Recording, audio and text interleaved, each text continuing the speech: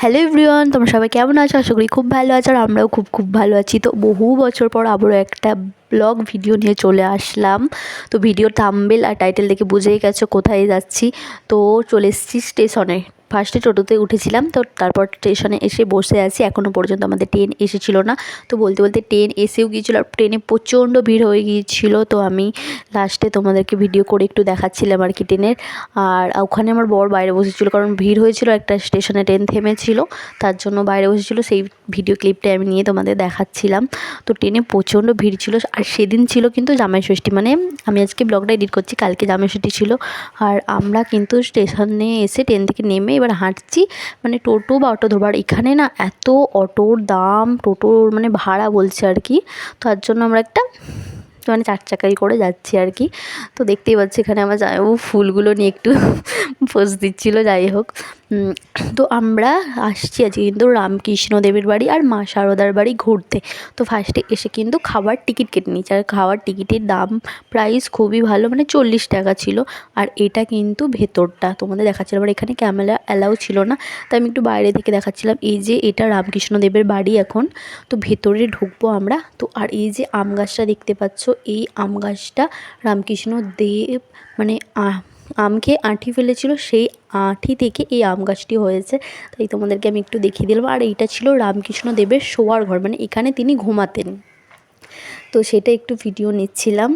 দেন তারপর কিন্তু আমাদের মানে আমরা চলে এসেছিলাম রামকৃষ্ণদেব যেখানে স্নান করতো, ঠিক আছে। তো মানে সেই পুকুরটাতে। তো চলো তোমাদেরকে একটু দেখিয়ে নিই, দাঁড়ো। এই যে সেই পুকুর যেখানে রামকৃষ্ণদেব স্নান করতো। আর এখানে আমি দিদি ছেলেকে জিজ্ঞেস করছিলাম মাছ আছে কি না পুকুরে। তো মানে খুবই ভালো লেগেছিলো আমার গিয়ে, এতটা মানে ভালো লেগেছে কি বলবো তোমাদের। তোমরা গিয়েও কখনো, খুবই ভালো। আর এই যে সেই আম গাছটা আমি তোমাদেরকে একটু পেছন দিক থেকে দেখাচ্ছিলাম, প্রচণ্ড বড় আম গাছটা। তার মানে ডাল শাখা পোশাখা গজিয়ে আরও বড় হয়েছে। আর রামকৃষ্ণ দেবের বাড়িটাও তোমাদের দেখাচ্ছি, দাঁড়াও। মানে পেছন দিকটা, এটা ভেতরে তো ক্যামেরা অ্যালাউ নেই, তবুও আমি একটু আধটু করেছিলাম আর কি। তো তোমরা যারা যারা এখানে আসবে তো সাবধানে এসো, কারণ এখানে না অনেক মানে ভিখারি টাইপের আছে। তো তোমাদেরকে মানে পিছু ছাড়বে না, এরকম একটা ব্যাপার। তো এই যে আমরা চলে এসেছি খাবার খেতে, কারণ এখানে 12:30 পর্যন্ত মানে টিকিট নেওয়ার সময়, তারপরে খাওয়া দাওয়া শুরু। দেখতেই পাচ্ছ অনেক লাইন হয়ে গেছিলো। আর এখানে কিন্তু ছেলেদের লাইন আলাদা আর মেয়েদের লাইন আলাদা। তো আমরা যাই আমাদের লাইনে। তো আমি আর আমার দিদি চলে এসেছি এখানে খেতে। তো সবাইকে কিন্তু এরকমভাবে একসাথে বসাবে, তারপর মানে খাবার দেওয়া শুরু করবে। আর এখানে দেখেছো স্টিলের গ্লাস আর স্টিলের থালা দিয়েছিল খেতে। তো আমি একটু তুতলে যাচ্ছিলাম, অ্যাডজাস্ট করে নিও তোমরা। তো এখানে বসে আছি, খাবার অপেক্ষা করছি। ওদের একটা টাইম আছে, সেই টাইমের মধ্যে খাবার দেওয়া শুরু করবে। তো এদিকে মেয়েরা আর ওইদিকে দেখতে পাচ্ছ ছেলেরা বসেছে। তারপর আমাদের এখানে খেতে দিচ্ছিলো অন্ন, ডাল, একটা মানে মিক্সিং সবজির তরকারি, অনেক রকমের সবজি ছিল। আর তারপর দিয়েছিল আলু পোস্ত, চাটনি, আর হচ্ছে পায়েস। তো সেটা আমি তোমাদেরকে মানে দেখাতে পারলাম না, কারণ ভিডিও ক্লিপ নেওয়া ছিল না। তারপর আমরা একটা গাড়ি ভাড়া করে মানে সাইড সিনগুলো ঘুরতে বেরিয়ে পড়েছিলাম। এখানে 13-14টা মানে রামকৃষ্ণদেব যেখানে যা যা করতেন সেই সব সাইড সিন আছে। তো আমরা বেরিয়ে পড়েছিলাম। আর এই যে দাদাটা দেখছো টোটো চালাচ্ছে, এখানে আমাদের মানে পুরো যে সাইড সিনগুলো ঘোরাচ্ছিলো, আর কোথায় কী হয়েছিল মানে কী করেছিলেন রামকৃষ্ণদেব সব কিছুই বলছিল আর কি। মানে সব কিছু শুনছিলাম আর ভাবছিলাম যে আমরা এখানে আসতে পেরেছি, আর এখানে কখনো মানে রামকৃষ্ণদেব ঘুরেছেন, সব কিছু করেছেন। তারপরে চলে এসেছিলাম রামকৃষ্ণদেব যেখানে পাঠশালায় পড়তেন আর কি, ঠিক আছে। তো এখানে মানে রাস হয়, এই রাস রাধাকৃষ্ণটা মানে একটা মন্দিরে থাকতো, এখন সেই মন্দিরটা ঠিক হচ্ছে, তার জন্য এখানে মানে নামানো আছে। আর এই যে কাঠগুলো দেখছো, মানে এগুলো সেই রামকৃষ্ণদেব যখন পাঠশালায় পড়তেন সেই তখনের, মানে চেঞ্জ করা হয়নি, খালি ওপরের চালটা নাকি চেঞ্জ করা হয়েছে। তো এই খুঁটিগুলো মানে ওখানে সবাই বলছিলো যে মানে কখনো না কখনো রামকৃষ্ণদেব ছুঁয়েছিল, তার জন্য আমি সব কটা খুঁটি ছুঁয়ে দেখেছিলাম। তারপরে চলে এসেছিলাম ওখানের একটা মন্দির।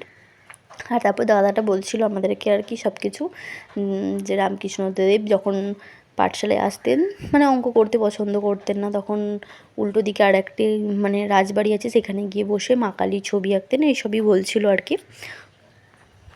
তো আমরা কিন্তু অনেক স্পটে ঘুরেছিলাম, তো সব জায়গায় তো ক্যামেরা অ্যালাউ নেই, তাই ভিডিও করতে পারিনি। তো কিছু ছবি শেয়ার করলাম। এখানে আরেকটা মন্দিরে গিয়েছিলাম, এখানে 3টি মানে ঠাকুর একসাথে আছে। আর এটি হচ্ছে যে রামকৃষ্ণ দেবের ভিক্ষে মায়ের বাড়ি গিয়েছিলাম। আর এখানে কিন্তু তোমরা অনেক দোকান পেয়ে যাবে, মানে অনেক কিছু জিনিসপত্র কেনাকাটা করতে পারবে। তারপর কিন্তু আমরা চলে গিয়েছিলাম মা শারদার বাড়ি। এখানে তো একদমই কড়াকড়ি মানে আইন, ভিডিও করাই যাবে না, তাই বাইরে থেকে দেখালাম তোমাদের। আর ভেতরটা খুবই সুন্দর। আর তারপর আমরা যাচ্ছিলাম মা শারদার, মানে ভাবতে পারছো মা শারদার বাড়ি দেখতে। আর এখানে নাকি মা শারদা বসে থাকতেন। আমার তো ভেবে একটা অবাক লাগছে, মানে গায়ে কাঁটা দিয়ে উঠছিল। জাস্ট কি আর বলবো তোমাদের। তো এই বাড়িটায় তিনি থাকতেন। আর বাড়িটা মানে অনেকটাই ভেঙে চলে গেছে, তার জন্য মানে নতুন একটা ডেমো বানানো হয়েছে ভেতরে, সেটাও দেখেছি। তারপরে আরও অনেক কিছু ভেতরে মা শারদার ছিল, মানে থালা বাসন যেগুলোতে তিনি রান্না বান্না করতেন, উনুনশাল। তো দেখতেই পাচ্ছ বাড়িটা, এটা বাইরেটা, ভেতর তো খোলা নেই, তাই তোমাদের দেখাতে পারলাম না। আর এটা হচ্ছে নতুন বাড়ি। তো এটা নতুন বাড়ির পেছন দিকটা। আর এই গাছটায় জানলে মানে অনেকগুলো কাঁঠাল পেকেছিলো। তো সেটাই বলছিলাম যে জামাই ষষ্ঠী হয়ে গেল, এখনও কাঁঠাল পেকে আছে গাছে, কেউ পারছে না। তো আমরা এবার বেরিয়ে পড়েছি স্টেশনের দিকে, কারণ আমাদের বাড়ি যেতে হবে। আর এখানে কিন্তু রুমও ভাড়া পাওয়া যায়, তোমরা যারা আসতে চাও আসতে পারো। একদিনে তোমরা যদি ঘুরে না কমপ্লিট করতে পারো, অবশ্যই রুম ভাড়া নিয়ে থাকতে পারো। শুধু এটুকুই বলবো, মানে স্টেশন থেকে নেমে যখন টোটো মানে অটো বা কিছু ধরবে, তখন একটু সাবধানে দেখো, কারণ এরা অনেকটা চার্জ করে, ঠিক আছে। তো আমাদের তো একজনের 300 টাকা করে নেবে বলছিলো এরকমও। তো তারপর কমসম করে সবাই মিলে ছিলাম 5 জন আমরা, তো তবুও হয়েছিল। তো তারপরে এই দাদাটার সাথে একটু মানে সবাই মিলে কথা বলছিলাম, আরও অনেক কিছু জানছিলাম। আর মন্দিরের ভোগ তো তোমরা পেয়েই যাবে মাত্র 40 টাকায়। আর সত্যি কথা বলতে এখানে যেটা আমার ভালো লেগেছে, এখানে না অনেক বয়স্ক মানুষদের ফ্রিতে খাওয়ায়, মানে গরিব বা যারা ভিক্ষা করে, মানে প্রতিদিনই খাওয়ায়, প্রতিদিনই ফ্রিতে খাওয়ায়। এটার জন্য তারা কোনো চার্জ নেয় না ওদের থেকে। আর খাবার নিয়ে তো কোনো কথাই হবে না, পুরো অমৃত। মানে এমনিতেই মন্দিরের প্রসাদ খুবই ভালো হয়, আর এই খাবারটাও তো পুরো অমৃত ছিল। তো এবার আমরা বাড়ি যাব। মানে এদের আমি ভিডিও করছিলাম, কারণ এরা ট্রেনে উঠতে খাওয়া দাওয়া শুরু করে দিচ্ছে। মানে এরা 3 জন আর আমার বর, মানে আমার দিদি, জামাইবাবু, দিদির ছেলে আর আমার বর, মানে ওরা মানে যাওয়া থেকে খেতেই থাকছে। ওদের মুখ আমি একটুকু জাস্ট বন্ধ হতে দেখলাম না। আর আমি তো তেলে ভাজা ওরা সব কিছু খায় না, ওরা মানে সব কিছু খেয়েছে বলতে পারো। আর আমি এখানে চুপচাপ বসেছিলাম, তাই আমি আমার নিজেকে দেখাচ্ছিলাম যে দেখো ওরা সবার মুখ নড়ছে, আর আমি কিন্তু খাচ্ছি না। তো এবার বাড়ি যাওয়ার পালা। ভিডিওটা কেমন লাগলো কমেন্টে জানিও। সবাই ভালো থেকো, সুস্থ থেকো। আর আমার চ্যানেলটাকে সাবস্ক্রাইব করে দিও, আর একটা সুন্দর কমেন্ট করে দিও ভিডিওটা ভালো লাগলে। আর যে যেতে চাও আমাকে কমেন্ট করো, আমি পুরো